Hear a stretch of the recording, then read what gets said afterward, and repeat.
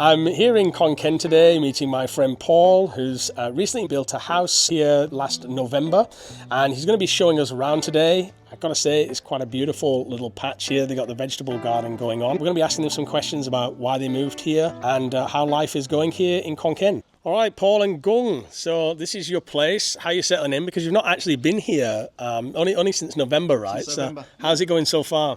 It's all good. Very relaxed, very chilled, very quiet, which is what I like. And who's the gardener then? Oh, not me. Gung, you're the one that do the garden here? Me and my mama. This is really Yeah, good. idea mama. I plan give to him for vegetable for him eating. And Yeah. Good for body, good for everything, but he don't like. So Paul doesn't eat the vegetables, right? Not really, no. Yes. Little bit. No. Meat and potatoes. Paul, where are you from originally? Originally from Maidstone in Kent. How long in Thailand in total? Here since November, but I believe you also lived in Phuket before, right? I moved to Phuket in July of 2022. What made you come here in the first place? Were you working in the States as well before? And what was the... Worked in the US before I moved here. Why did I come here? I lived in Mexico for a while, back in the late 2000s, and it was always my plan to retire there. You know, Mexico's got a few safety issues with the drug cartels, and I had some close friends that were kind of impacted by that. Last trip I went there in 2021, it didn't feel right. So Thailand, I'd been to the previous year on vacation in 2020. And I just loved the people. It's very chilled out, and that's kind of what I wanted. And was there some lifestyle change as well? Because it's a bit of a different way of life here, right? Yeah. You know, I don't work now, but when I did work, I worked pretty hard. And yeah, I decided to make a change. What business were you in the States and Mexico? What kind of... In the States, I sold for Jaguar Land Rover. Which was fun, and then when I moved to Mexico, I sold timeshare for a while. Sold condos on the beach, which was also fun. But yeah, doing nothing is fun too. So will you just say you're retired now? You're 57, aren't you, Paul? Yeah, I'd say I'm retired now. I'm not working. So it's an early retirement in Thailand. Yeah, the retired word is still a difficult word for me to get my head around sometimes. It sounds better if I say I've chosen not to work for a while. And you guys have actually built this place from the ground up, right? Yes, very interesting. When we first came here, I mean, it was literally just a strip of land, looked like a jungle. And so, how did you find the building process? Building process was actually pretty good. We found a guy who was educated in Brighton University in engineering. He's Thai, so obviously English and Thai, he's fluent. So that made the whole process pretty easy. And we kind of designed the layout because you can see it's not very wide. I think that at its narrowest point, I think we've only got about 12 meters wide, but it's 55 meters deep. And is that a product of the land that you were working with? You had like a elongated strip of land. That's quite common in Thailand. Yeah. You know, you can see the houses here. Technically, they encroach on our land a little bit with their kitchens, but what are you going to do? You're not going to ask them to move their houses back. But you've built quite a large wall to kind of mitigate that, haven't you? We did, yeah. So we started with the wall. I still owned so I had a freehold condo on Phuket, and decided to acquire the land, build the wall. And it was just a case of waiting to see what would happen with the condo, and it sold pretty quickly. So after that, it was full steam ahead. That's it. You said you designed it yourself.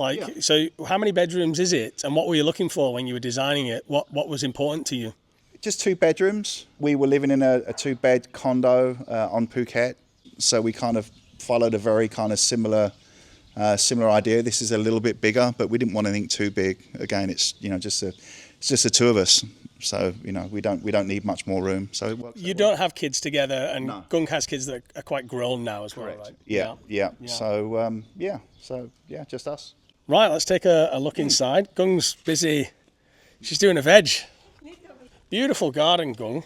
Really beautiful. You've got your papaya here on the side. You've got the corn, guys. You've got pomegranate there. Mango trees growing. Air conditioned concrete box. Right, so it is nice and cool in here, though. You have quite a large air conditioner, I see, from the roof. You haven't gone with the standard wall ones. 48,000 BTU.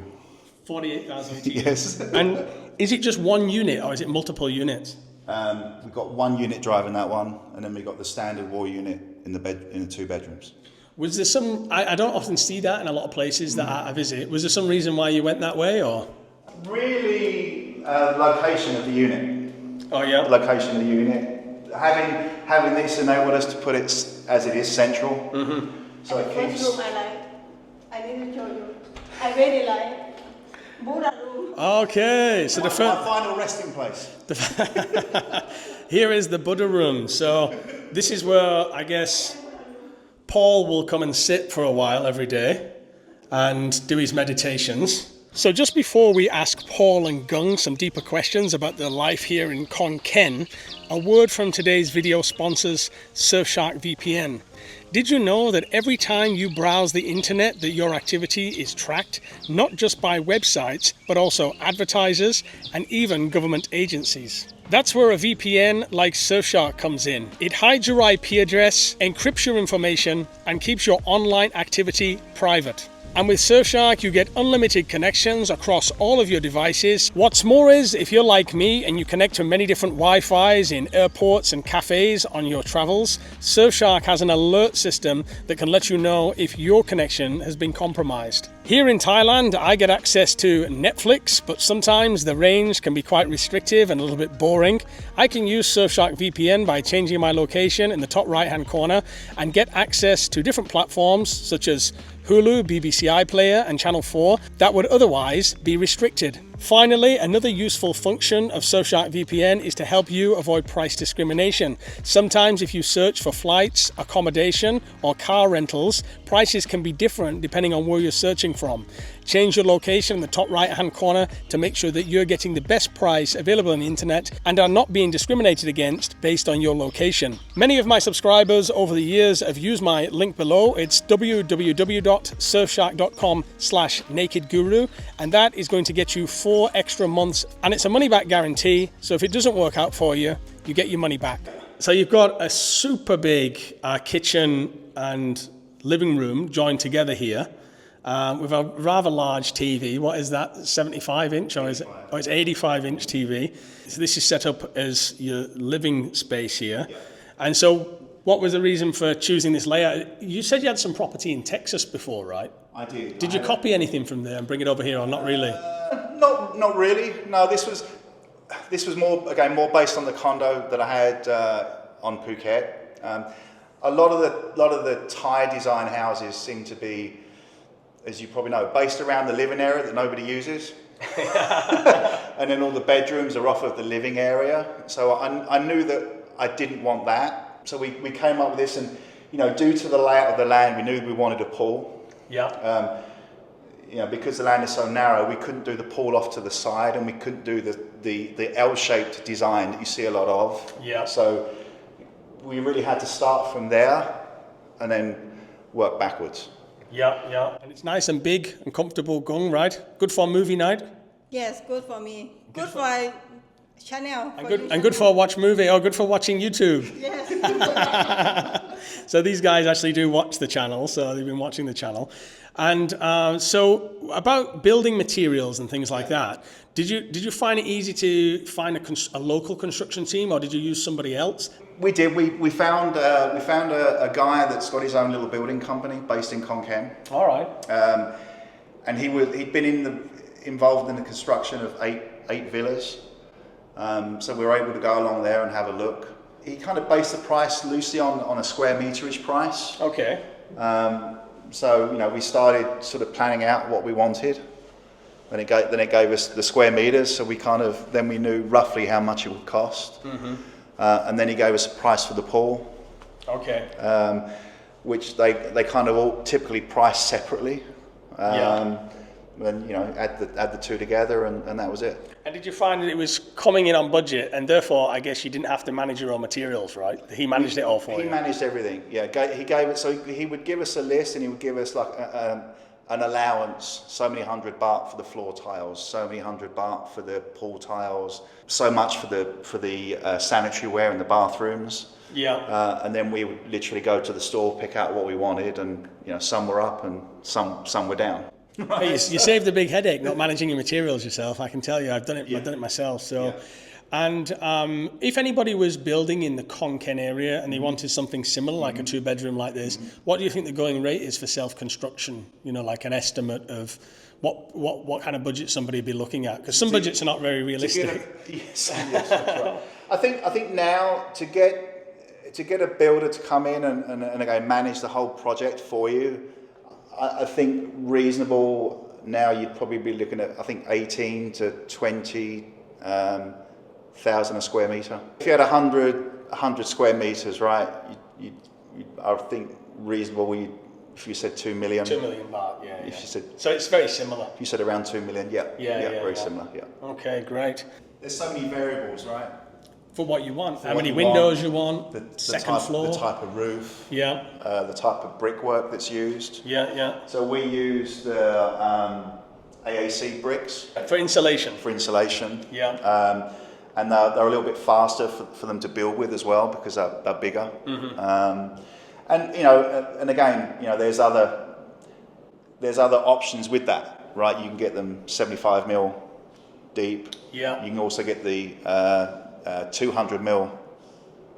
Or some people advocate doing the 275s with an air gap in between. There's so many options. Yeah.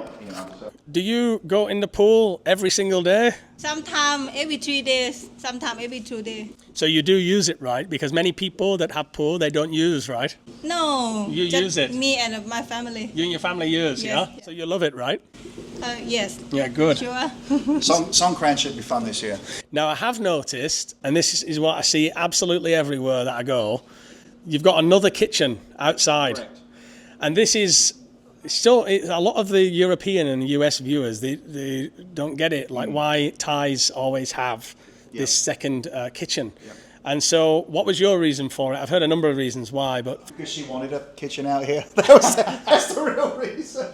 No, I mean, it's funny. So sometimes her family will come over and they'll just put the mats on the floor and they'll just park out here. Yeah. And they cook out here. So it wasn't your idea? Not really, no. Yeah. Gung says it's her idea. So, and I see it all the time, guys, to be honest. This outdoor kitchen.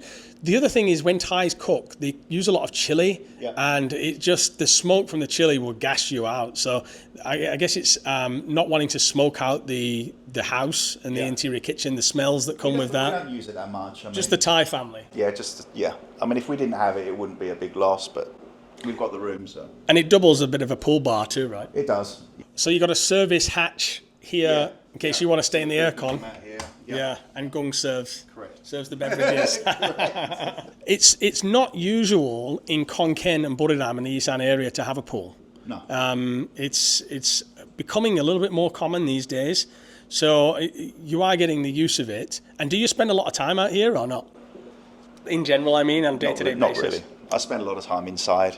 One thing I always ask everybody that jumps on the channel is, even though it's hot here, and this is obviously one of the, can be a downside to being in Thailand, what makes you choose it and actually want to be here as a country? What are the things you love about it? Why leave the UK and the USA for Thailand, even though you're kind of struggling with the heat? I mean, a number of reasons. I think the Thai people, I think the culture, their attitude, they don't really care about much. They just, they just want to relax and enjoy. And I might find a problem with something, or something's not quite straight, or something, the colour's slightly off, or she'll just say, "Don't worry about it." Right. So, yeah. So I think that's really important, especially as you get older. Avoiding stress, I think, is a good thing. Is there anything you miss about the UK or? The UK? No. It's not one thing. My parents. But I talk to my parents. We FaceTime chat probably 2 or 3 times a week. I think that's the biggest one that I hear of people that have come to Thailand is family back home, right? And not being able to take care of parents back home. It's funny you say that. I mean, with my parents, I have this conversation with them on a regular basis. You know, my mum and dad always knew that I wouldn't be around when they got older. They just knew that I'd be somewhere else. And I want to add something about the pool as well. If I was to build this pool in my old neighbourhood in Texas before I moved here, that pool would cost me almost as much as the house and the pool cost me here. Oh, really? Yeah, that's around a 3 million baht pool in the US. Oh, really? Yeah. And so something equivalent here, getting built here from the locals? 750. 750, that's good. It's a good rate. So, that's, another reason why you come and live in a place like this if you can. If you have a little bit of money saved up, it's everything's so affordable here. One of our favourite places to go and eat actually is Big C. Oh yeah. And get a good bowl of noodles for 50 baht. Yeah. It's air conditioned and it's clean and it's fast and yeah. What else do you need? Is there anything that's kind of surprised you about Thailand, like living here a little bit longer? Is there anything that you didn't expect? Yes. That shocked you? Yeah, and you've probably heard this before, and she's going to laugh. It's, a lot of times here it's very quiet, but it can also be very loud sometimes as well.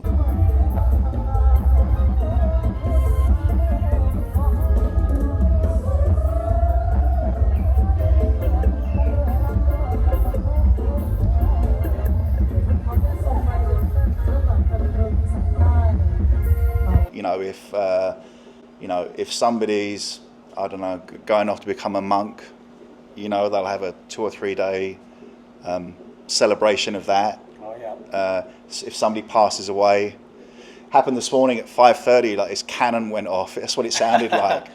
Three shots. Yeah, and I said, "What's that?" Oh, somebody died. And it seems like somebody's dying every 3 or 4 days. It does. Right? It does. So I think, yeah. So when they have there was a house next soy down that had a party a few nights ago, and it's loud. It's banging. I mean, it shakes the walls, Shakes right? the walls, yeah.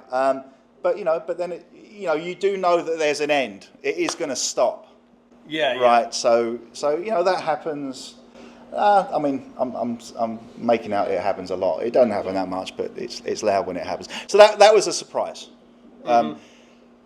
Thais like to, when they party, they party loud. Otherwise, you get on with your neighbours. Do you see your neighbours much, or?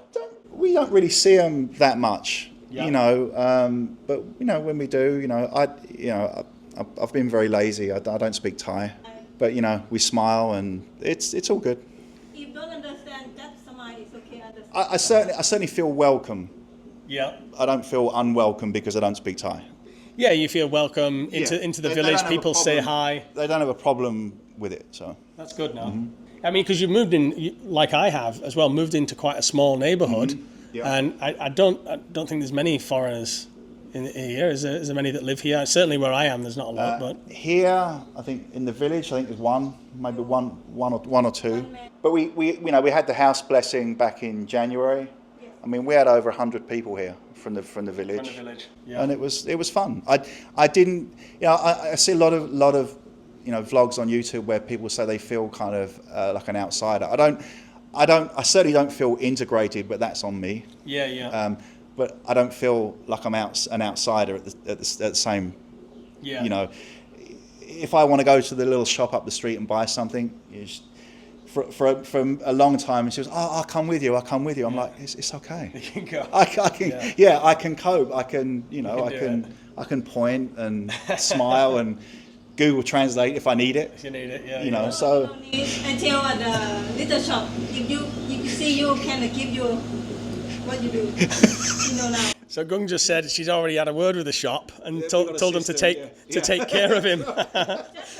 Paul thinks he's integrating, but his wife's behind the scene pulling the leathers. Do you have any advice for anybody that's thinking about making the move? Like, there's a lot of people, especially on this channel, that are thinking about making the move. What would your advice be to them? Do it as soon as you can.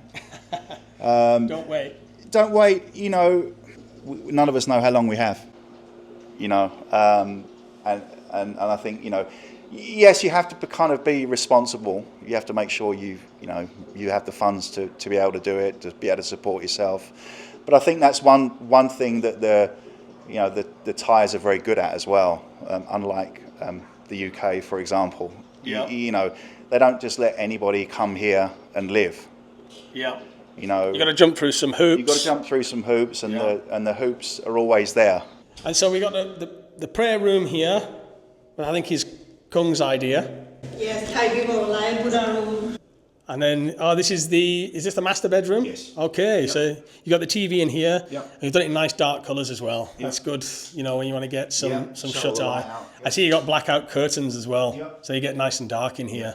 And then kind of like a walk-in closet here for all the clothes. I was going to do built-in, but the prices were crazy. Yeah. So we just went to index. Well, it looks just as good, doesn't it? Yeah. So there's an ensuite here as well, Yeah. with shower in there. And like you said, you chose all your tiles, right? Yeah. Okay, yeah, beautiful. And you've not had any bodge job issues, have you? Like, sometimes I hear on builds there's some disaster. No, we're not having issues. We've got a year's warranty with the builder. Oh, that's good. And I've no doubt he'll come round. He's going to. He keeps saying actually he's going to. Don't forget. When you're about a month out from a year, go around, make a note, and we'll come round and we'll fix anything. Things can crack in the render because of the heat. We've had some hairline cracks. They've been round once already, and then he said, we'll just do everything at the same time. About 4 months ago, my wife came to me and she said, the house is falling down. No. And I said, it's not falling down, it's just a crack in the render. Right, so we've got a hairline crack there. Right, it's not a big deal. So you just get a small, it's with the heat, the expansion and contraction of the render. It's not structural. So it's not structural. And this is your spare bedroom then? Yeah. Do you ever use it really, just family or no? Yeah. First idea at the office room. Well, it'd make a nice office, wouldn't it? Yeah. And then we basically got the very similar This is your main toilet. tile. Same tile, same kind of design, right? Yes. Oh, beautiful layout. So, and do you see it like long term? Is it something where you think Khon Kaen is where it's going to be now for the foreseeable future? I don't see why not. One has to live somewhere. It's as I said before, it's very quiet and peaceful here. Yeah.